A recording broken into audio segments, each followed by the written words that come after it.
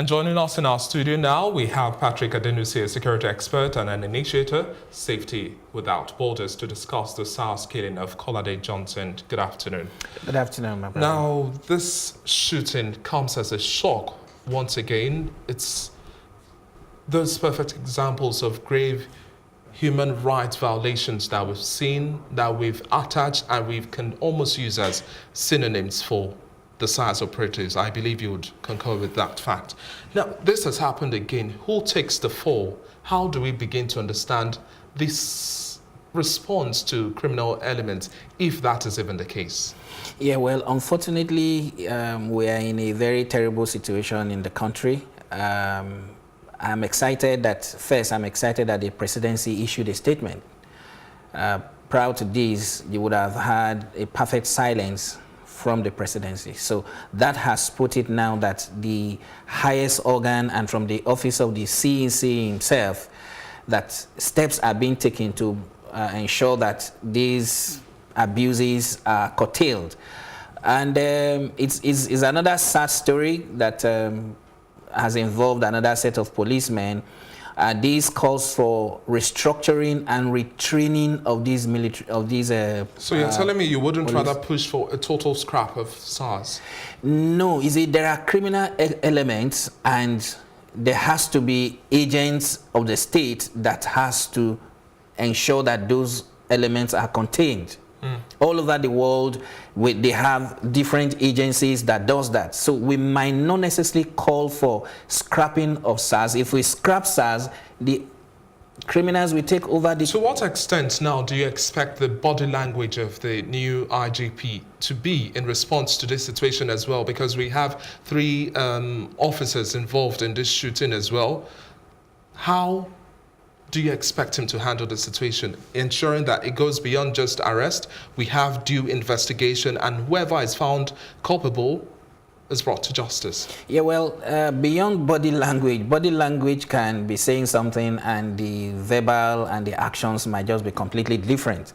So what the new potential IGP should do is to ensure that the operations of the police as a whole, and special focus on the SARS, and now we have heard that it is not SARS, it is anti-cultism unit. They need to work hand in hand with the National Orientation Agency. Now, unfortunately, we talk less to the citizens and we apply the sledgehammer.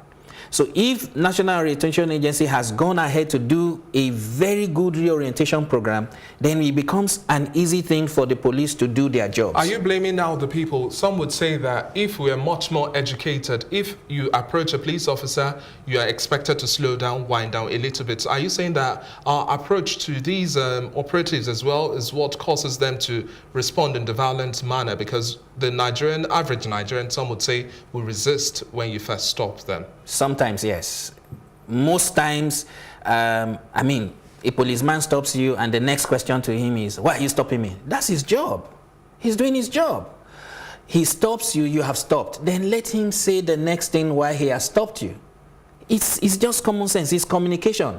So by the time you put an attack to him, he's going to also come with a counter attack. What about crowd management? Because if this was a case of a stray bullet, as the police has said it is, how then should we be managing such situations? Because we hear that the individual who was that's Kolade, who was trying to stop and inquire from the police why his friend was being arrested, was the one who rather got the hit. So we can't say, we've had varied reports as to how this stray bullet even hit him in the first place. But now, how should we also be managing the crowd, or how do we also respond as well? Because you can't just disperse by shooting in the air or on the ground or anywhere else. We should have better means of managing crowds. Yeah, well, there are various ways of managing crowd.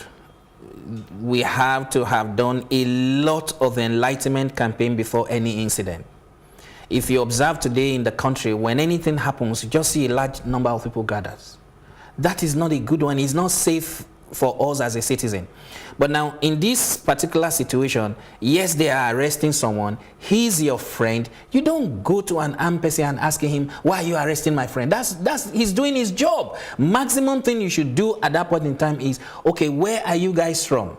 please, can we know your identity? Because these operatives were not wearing uniform. They dress casually like you and I.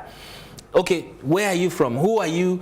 And the reason we're asking is so that we can probably inform our elder brothers or our sisters or our lawyers, this is the place where Kolade has been taken to. I mean, that's just using him as an example. But crowd gathering, all of them shouting that, oh, you guys are not going anywhere, only, and all of that, those are things that will aggravate the policemen. There are better ways to disperse the crowd.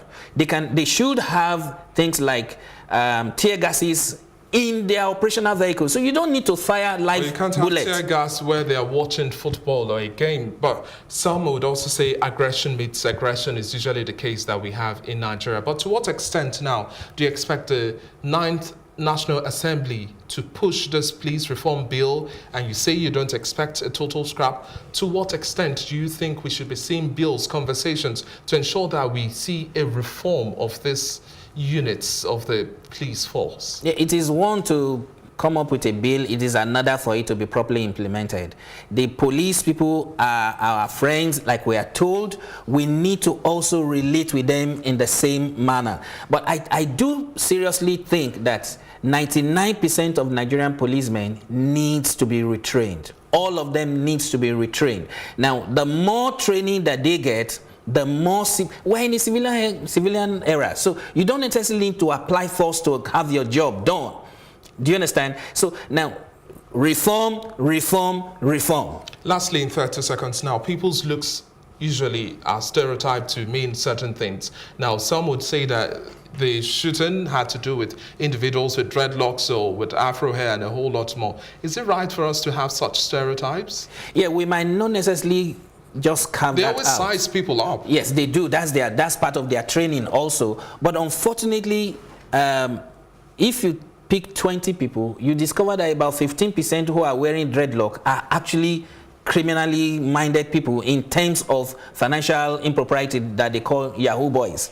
You see, so they already have a look, so it makes them easy to be identified. So if I decide today to wear a dreadlock and somebody sees me and he accosts me, I've also tactfully signed for such. Well, I don't think people should be apprehended, arrested without further investigation. Even if you have an arrest done, you cannot hold the person within your unit for more than 24 hours. Or that's what the law hours. says. That's what the law says. So due investigation has to follow through right after that. And we cannot afford to have officials who are trigger happy, not at all. And hopefully justice is brought to book, is played out this time around, and we don't have a situation. We do sincerely believe that justice will take its course, because if you look in the last 5-6 years, most offenses that has been committed by trigger-happy policemen, they were tried and they were also sentenced. Okay. So that's already a lesson to some of them. So with these guys now that has also been apprehended, when investigation is properly done,